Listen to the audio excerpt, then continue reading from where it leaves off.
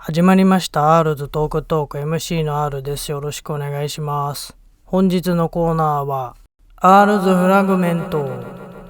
自分の中にあるかけらについて眺めたり考えたり、時には見失ってみたりしています。あなたにとって安全って何ですか？今回はバイリンガルで活躍されているみっちゃんのお話に触れるんですけど、僕にとってみっちゃんという呼び方は継承的な親しみがありますので、そのまま敬意を込めてみっちゃんと呼ばせていただこうと思います。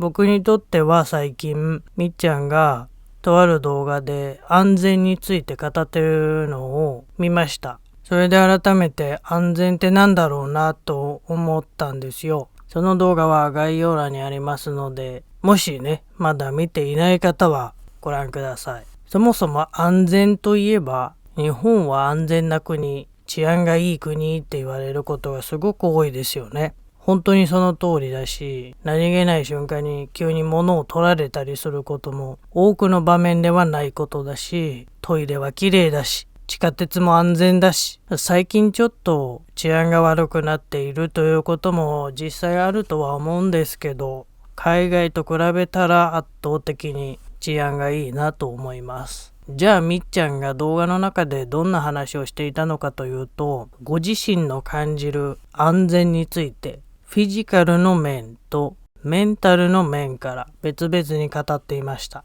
日本にいるとフィジカルの安全を感じる。アメリカにいるとメンタルの安全を感じるということで、まさに僕がさっき言った日本の安全がフィジカルの安全だということなんですよ。じゃあこのフィジカルとメンタルという区別はどんなニュアンスを持つのかというと、ここには英語の表現としての特徴がすごく出てるなと感じました。最近英語を勉強していて知ったんですけど、日本語は内面を描写することが多い一方で、英語では外界から観察できる様子を描写することが多いんです。特に一番印象的だったのが、日本語のわかるを表す英語の表現に tell という伝えるニュアンスの単語を使うことなんですよ。日本語では自分の内面でわかるという言葉を日常でもよく使いますけど、英語の表現ではわかるなら伝える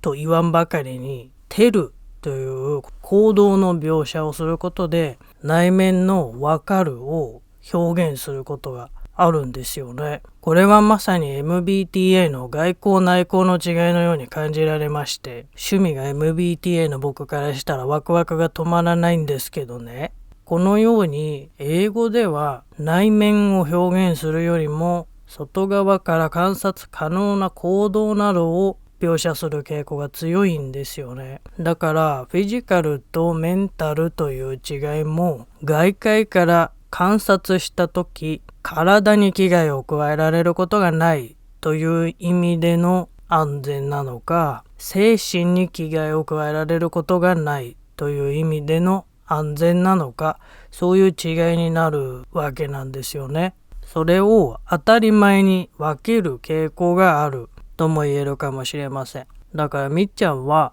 日本にいると何らかの危害を加えられるような犯罪に巻き込まれるような危険性を感じにくくて、すごく住みやすいフィジカルの安全を感じる。だけどアメリカにいると人間って違うのが当然だよねという考え方が強いから、違うところや変だと思うところを仮に見つけたとしても、そんなの当たり前だよねと言ってくれる。みっちゃんにアメリカ寄りの個性があることもアメリカでは普通だから、特にそれを取り上げられることはないというメンタルでの安全を感じると言っていました。これを聞いて僕は安全についてフィジカル的なことしか考えていなかったなと考えを改めることになりました。さらにこのみっちゃんの挙げてくれた安全の違いがもしかしたら日本とアメリカの違いそのもので、その違いの良い面と悪い面だってことなのかもなとも思ったんです。常々ね、日本とアメリカの違いについて触れられてる際に思ってたことなんですけれども、やっぱり日本とアメリカでは環境が大きく違っていて、それが経験の差にもなりうるなと感じるんですよ。日本は同じ文化をある程度共有している人たちが多く住んでいる国。アメリカは文化が違って当たり前の国。そういう環境の違いがあると思います。だから日本に住んでいると地域によって微妙に差はあるけど、辿ってきた年中行事がまるっきり違うとか、朝から夜までのルーティンが全く違う、聞いたこともないことをしているということはあまり多くないと思うんです。だから子供の頃の話とかしているとさ、みんな違う学校に通ってたのに組体操やったよねとか、運動会の応援団あるあるとか、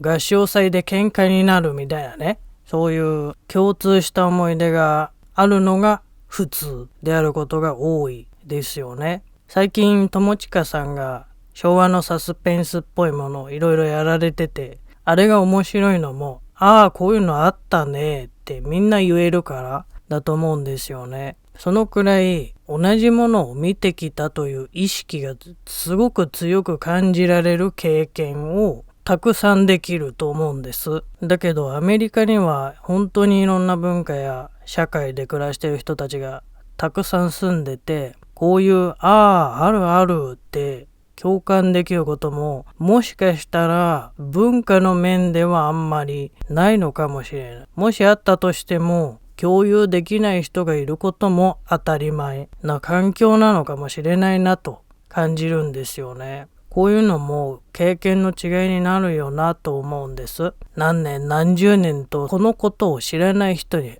会ったことがないで過ごしてきて、突然一人それを知らない人が出てきたら、誰だってなんで知らないの、どうやって知らずに過ごせたって思うと思うんですよ。だけど何十年と生きてくる間に何人もそれ知らないっていう人たちに会ってくれば、自然にそういう人もいるよ、当然だよって思えると思うんです。そしたらその違う人がいるのが当たり前という経験から、自分と違う相手に対して防衛本能が働くような感覚になりにくくて、そういう意味ではメンタル面での安全は自然に担保されやすいのかもしれませんよね。そしてこれが時にはフィジカルの安全にも影響してくるんじゃないかと思いまして、同じをよく見る生活をしていると違いに対して敏感になることもできるとも言えると思うんです。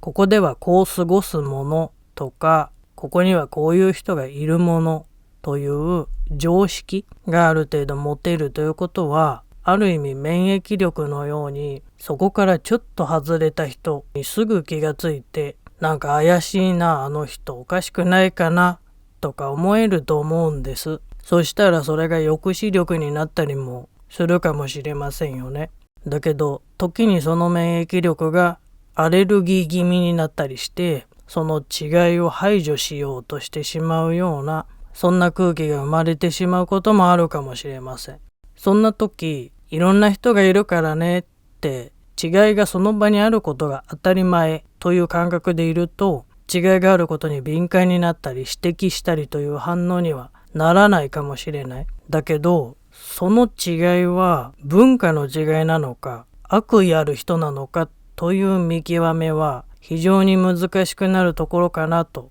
思ったりもします。だから日本のいいところとアメリカのいいところが同居するっていうことはやっぱりないのかもと思うし、逆に悪いとこだらけになるってこともないのかもしれない。とはいえ悪いところっていうのはできるだけ良くなればいいなと思うし、でもその影響で良いところが失われるとしたらと思ったりもするんですよね。